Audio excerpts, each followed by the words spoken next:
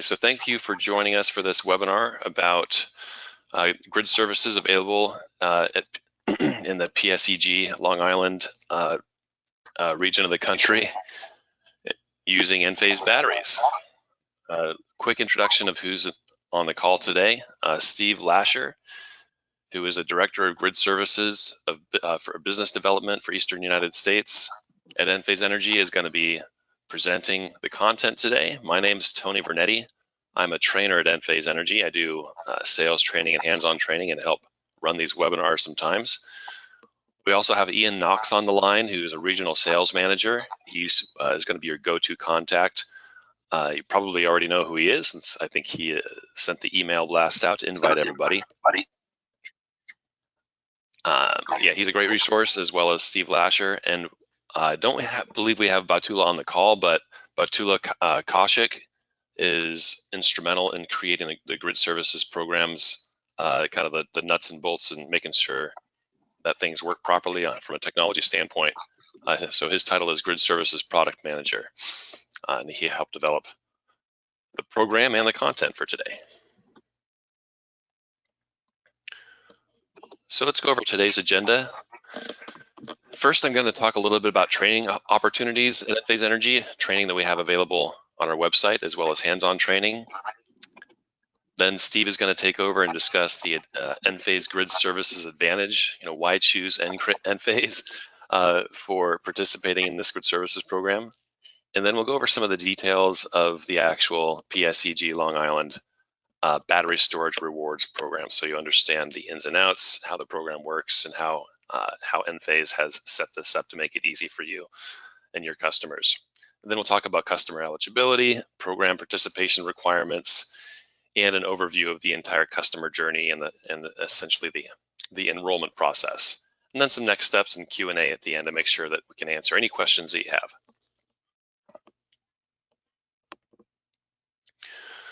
So first, I wanted to tell you a little bit about Enphase training opportunities. So we have developed a really robust online learning platform we call Enphase University. It has a number of different certification programs, as well as specialized courses for very specific technical topics like CT installation and things like that.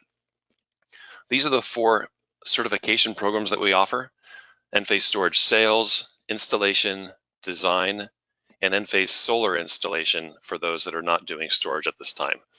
If you have not done any Enphase battery systems yet, then you'll definitely want to take the Enphase Storage Installation and Enphase Storage Design certification courses. They're actually going to be required for your company in order to be certified to use our software to commission a system. So you want to make sure that you get certified before you actually get out there and install your first system. Otherwise, you might have a waiting period before you're able to actually commission the system.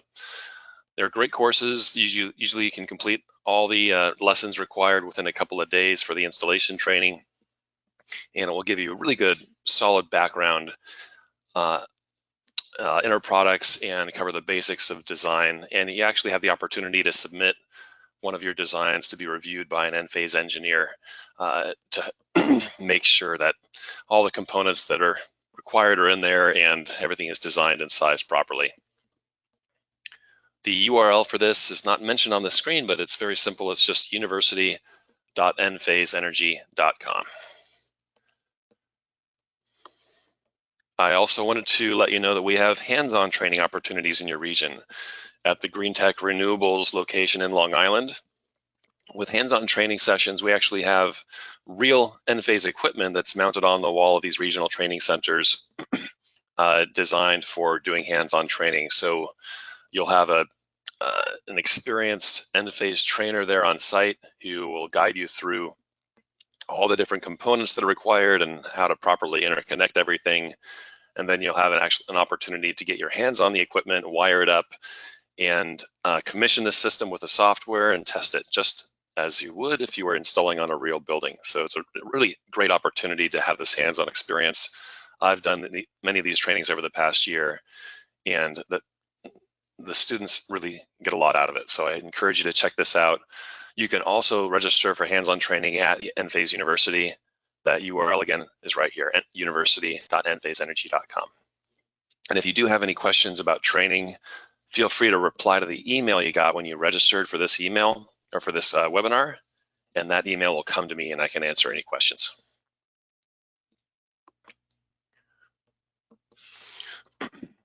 So here we have some of the highlights of what makes Enphase the technology of choice for grid services in this region.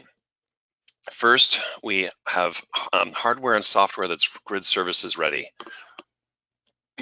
We also really take a lot of pride in providing best-in-class homeowner experience and top-notch installer support as well. So if you do have any questions about the program, or if you need technical support for installations, we have engineers that are located around the country that can provide localized support for you, as well as our customer service line that's open 24/7 with relatively short wait times as far as the industry goes. Usually within less than 5 minutes, you can get a hold of a real human being that can support you and help you solve any technical challenges you might be facing while you're doing your first few installations. All right, with that, I'm going to pass the baton, or the microphone rather, over to Steve Lasher, who's going to cover today's content. Steve, take it away. Thanks, Tony. Everybody hear me okay? I can hear you clearly, yep. All right, great. Go next slide.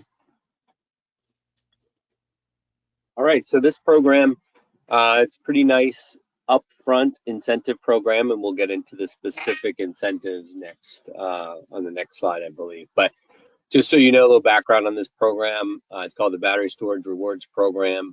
It's meant to reduce the strain on the electric grid during high demand hours.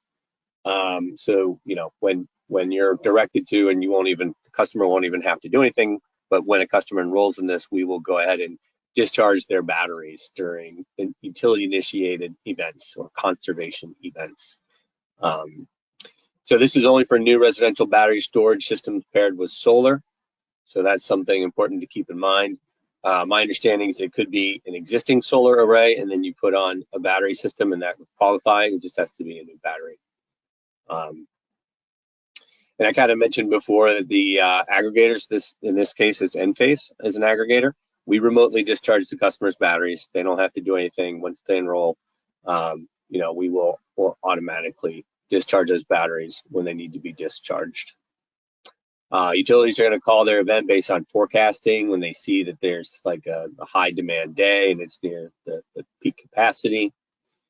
Utility notifies us of the event a day before, and then we communicate that to all the enrolled systems. And Enphase is responsible for managing participation. So we usually field questions from customers directly, and obviously use our installers for any communications if you'd like to be in the loop on those communications with the ultimate end customer or homeowner. So the incentive here is $250 per kilowatt hour of usable energy, and this is actually through a NYSERDA program. Just so you know, the funding isn't from PSEG. It's actually part of a NYSERDA program. So that's basically $2,500 upfront incentive for an IQ Battery 10 installation, for example. So that's a pretty nice, incentive. In addition, we are planning to send out gift cards to customers who actively participate in the program and stay participating in the program each year. The details are kind of being worked out, but it's probably on the order of a $50 gift card for every IQ Battery 10 and something a little bit less for IQ Battery 3s. And that will be sent out every year that the customer participates in a certain minimum threshold number of, I think it's pretty much all of the events, but we'll work out the details as well and let customers know.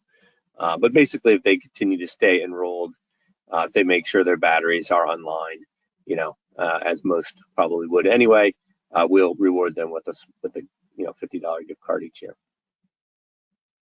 And of course, probably the more lucrative part of this is the upfront incentive. And in order to get that upfront incentive, customer needs to commit to participating in each event and discharging 80% of their home battery during each event. And they are committing to doing this for 5 years. These events themselves are going to be up to 4 hours long. They anticipate, and when I say they, that's usually PSEG is the one calling the events. So PSEG anticipates about 10 events per year. So it's not really going to be a whole lot of events in order to get the upfront incentive. And the period will only be really in the summer period. So they're not going to have to worry about this in the winter time, and then a lot of the rest of the year either.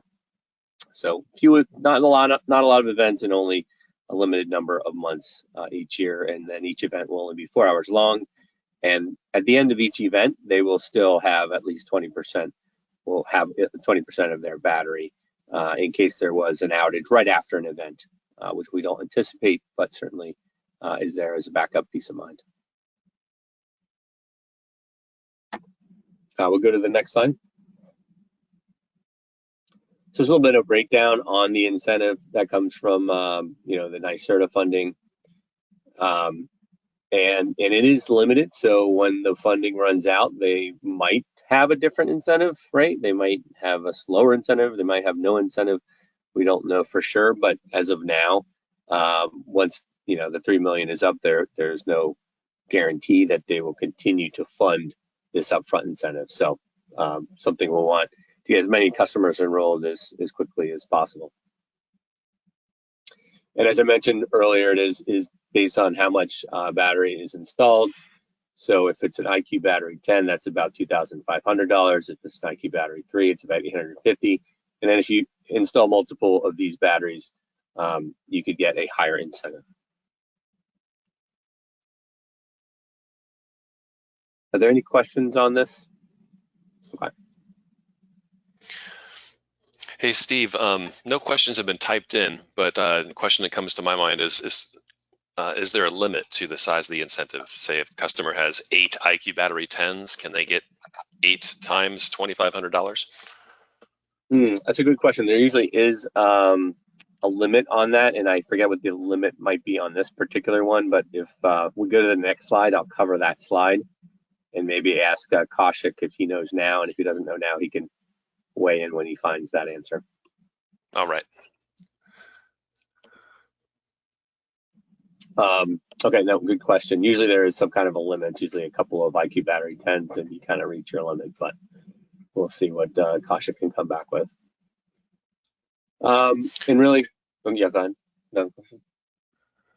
Yeah, no additional question. Just okay. Wanted to let you know the next slide is up here. Yep. All right, so a little bit about the eligibility. So when I say customer here, I usually am talking about the homeowner. So homeowner eligibility does require that the installers enroll the customer in the program. And there's an application that needs to be filled out that is at the grid-intake.enphasenergy.com, which is live. Installers can go there and fill out the application and submit it. We then validate and submit the application to the utility for their approval. And then the utility approves the applications and the customer is enrolled. The other important thing the installer has to do is work with the customer to ensure the control settings for the battery are sufficient. So this means the battery reserve level has to be set at most 20%. Storm Guard, and this is to ensure that the Storm Guard mode will not be engaged during a conservation event's dispatch period. So something we want to make sure it's communicated to customers. And the customer should also know that the conservation events will not be called before or during a major storm. So that will, allow the utility, basically allowing the customer to maintain the full charge or full state of charge of their battery before any major storm, because we know that major storms can result in outages, and we want those customers to have their batteries for that backup power. So this isn't the kind of thing we would expect there to be any events called before a major outage, but of course major outages can occur when it's not a major storm. So that's something, just to keep in mind. But I think the utility is trying to do everything they can to not call an event just before there might be an outage, right? They're trying to make sure customers maintain their backup power, which is one of the main reasons customers want batteries in the first place. And then the last thing is this battery storage rewards program. will kind of supersede a Smart Savers program. So customers in Smart Savers, I think they will automatically be switched over to Battery Storage Rewards program and no longer be able to participate in Smart Savers, which is less lucrative. But that's something that you know, is sort of a requirement of this. They can't participate in both. All right, and Kaushik, do you have any answer on them? Is there a maximum incentive amount? So if a customer installed 4 IQ Battery 10s, would they be maxed out at a certain dollar amount per site?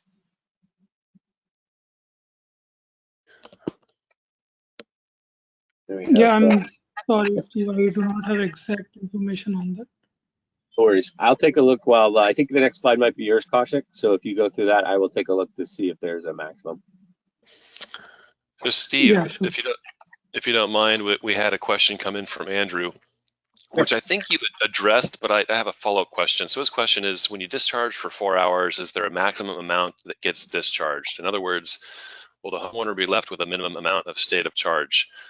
So I think you addressed that with the battery reserve level set to be set no lower than 20%. So that customer can set that and make sure they have some energy remaining after the program has used the energy.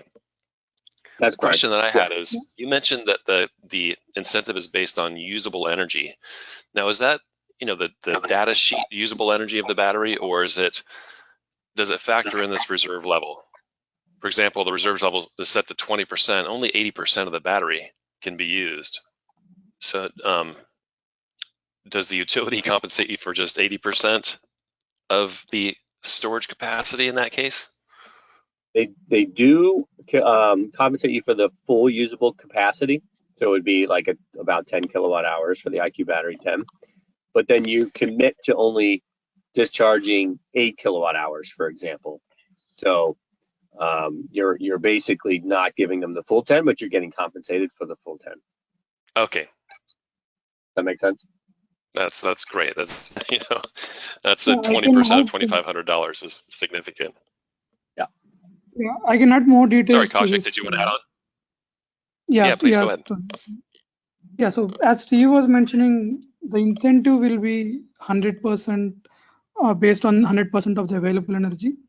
But as per the program, the requirement is they wants to discharge 80% of the battery during the events and keep 20% as the reserve. So assuming battery has 100% energy available at the event start, during the 4-hour event, 80% will be discharged. So that gives us around per each hour, 20% of the battery will be discharged, but the incentive will be of the total available energy. Okay, that's great. And I think the next slide actually shows some of the detail of this. So, and Kaushik, do you want to cover the slide, or do you want me to run through it? Yeah, you can go through the slides, Steve. I'll add at the end if I have any more points. Okay. Yeah, this kind of gets into what we were talking about. If you look at just the table below, IQ Battery 10, you're getting compensated for that usable energy capacity, which is a 10 kilowatt hour roughly. But you're committing to dispatch only 80% of that, so about 8 kilowatt hours. And then there's this separate thing called contracted power, which is something you're going to have to put on your application, and that's going to be 2 kilowatts. So that's 8 kilowatt hours divided by the 4 hours. That gives you the 2 kilowatts. And you can see the IQ Battery 3 numbers there below it. So what the customer needs to know is, look, I'm getting compensated based on the 10 kilowatt hours or the 3.36. And then what you have to know as an installer is that you're going to fill in the contracted power amount, which is roughly 2 kilowatts or 0.67 kilowatts per IQ Battery 10 and 3 respectively. So I think the rest of these we've kind of already covered in our discussions, but if there's any questions on this slide, feel free to let us know. One other thing I think was not on the other slide that I didn't touch on is this this period that they might call the event, which they expect to only be about 10 events per year, May through September, excludes weekends and holidays. Because really, honestly, on weekends and holidays, they're not expecting to have major grid congestion issues or other reaching the maximum capacity of the grid during those periods of time. So they're really just targeting those probably what will likely be the hottest summer days when everyone's turning their air conditioning on. Probably toward the late afternoon, people get home and turn those ACs up, and that's when you'll probably see these events, these 4-hour events. They're not committing to exactly when they will be, but that's when they will likely be based on our experience. All right, should I go to the next slide, Steve? Yep, I think we're good. Yeah, and I think this one, Kaushik, you can run through for everybody. Yeah, sure. So if you see the whole program enrollment process, so the initial steps are between installer and customer, where installer can work with the customer and connect with the customer, go ahead with the PSEG portal and submit the initial application. So PSEG will provide you an initial go ahead to install the system. So once everything is done, once the installation is done, that is when the point 2 here starts from Enphase end. So we request the installers to connect with customers, connect with PSEG, submit the applications in the PSEG portal, get the go ahead, and then visit the grid intake portal. So as the steps mentioned here in point 2, so installer needs to visit the Enphase grid intake portal. This is located at grid-intake.enphaseenergy.com. You can use the existing Enphase Enlighten login details to enter into this portal. So once you enter, there will be a PSEG program widget. So you can click on the widget and submit the new applications on behalf of customers. So in the application form, we are asked the basic details of the homeowner, like Enphase site ID, their name, email details, and all. And then along with those details, installers need to submit 3 documents for each application. One is Enphase terms and conditions document with the customer signature. So this is just for agreement from the customer to control their batteries from our end. And the second one is NYSERDA customer attestation form. I hope you already have this form when you are doing initial submission with PSEG. And other than these two, there is one CSV file which PSEG needs from your end. So there are around 49 details that's required to be filled in the CSV, but all of those are not mandatory for this particular program. In the next slide, we will show you more details about the CSV file entries. So just to be clear, application details of the customer, NYSERDA customer attestation form, Enphase terms and conditions document, and then a CSV file with the details to be filled by the installer and submitted along with each application. So once you submit the application, it's on our end to validate the application. So step 3, if you see, installer completes PSEG application process on behalf of customer and gets approval. And step 4 is installer uploaded enrollment forms and submit application to Enphase on behalf of customer. So this is where you are submitting to Enphase with everything you have. And step 5 is where Enphase is taking care of all the validation from there. So as step 1, we will manually verify all the details once. We'll go through the CSV file you have entered, and there are some aggregator details to be added there as well. So we'll add those details, we'll get in connect with you, and if there is anything missing, we can work those things out, get the correct CSV uploaded in the PSEG portal. So once we upload it in the PSEG portal, PSEG will approve the application from their end. Once that is done, the customer will be enrolled into the program. So step 1 is where you are working with customer. Step 2 is where you are working with PSEG and uploading the information needed to PSEG. And step 3 and 4 is when you are installing the site and coming to Enphase website, gridintake.enphaseenergy.com, and submitting all the relevant details. Step 5 is where Enphase is taking care of all the validation process later. And step 6 is where the user is already enrolled into a particular program, and then we handle all the events and dispatch based on PSEG requirements from there on. So once PSEG informs us they want to schedule an event in the months of May to September, we will schedule the batteries for dispatch as per the timings given by PSEG. So all the documents are available at gridintake.enphasenergy.com as well. So as stated in step 2, you can go to the portal and download the T&C documents and NYSERDA customer attestation form, and along with enrollment CSV draft file as well. All right, would you like the next slide?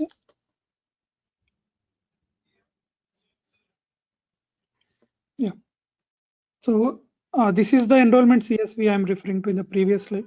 So there are around 50 details that needs to be filled in the CSV, but all are not mandatory for this particular program. So all the details you need to fill are the ones listed on the left: customer name, account number, meter number, whether you are a NYISO participant or not, the contracted amount. So both CSRP and DLRP contracted amount is to be derived as per the table Steve explained in the previous slides. Both will be same. And then the address, city, state, zip, along with the customer baseline you are following, and whether they have a backup generator and whether you are accepting terms or not.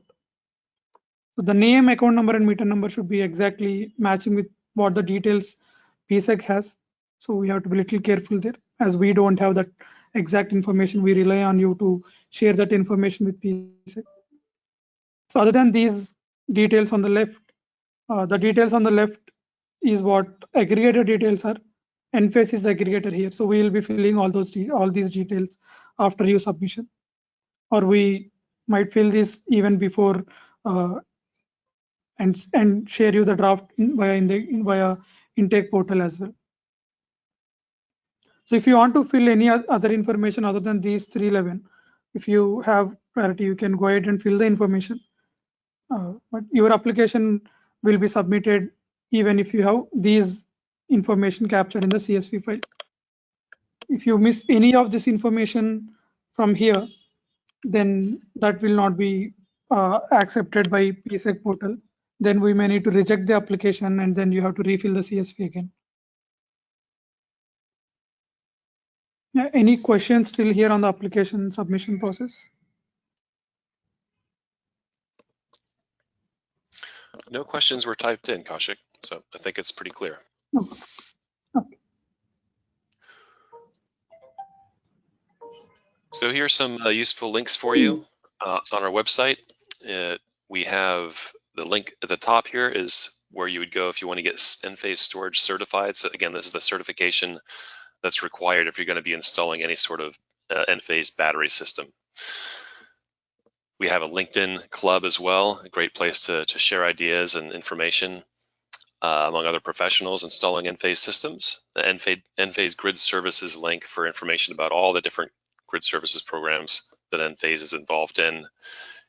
And the grid intake portal, very important link there as well, grid-intake.enphaseenergy.com.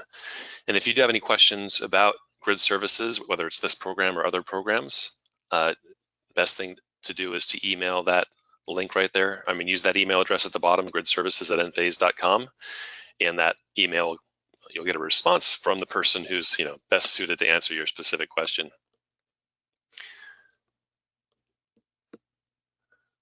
Now I'd like to just see if there are any additional questions from the audience about this program or about grid services in general. Feel free to type those into the questions tool of GoToWebinar.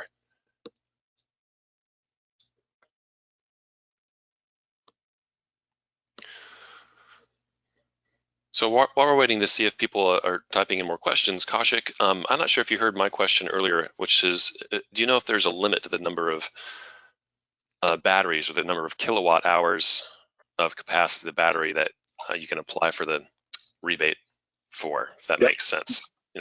How many multiples of a 10 kilowatt hour? Sure, go ahead. There is a limit. I put it into the chat. It's $6,250 per household. So that's about 2.5 IQ battery 10s. So 2 IQ battery 10s plus 1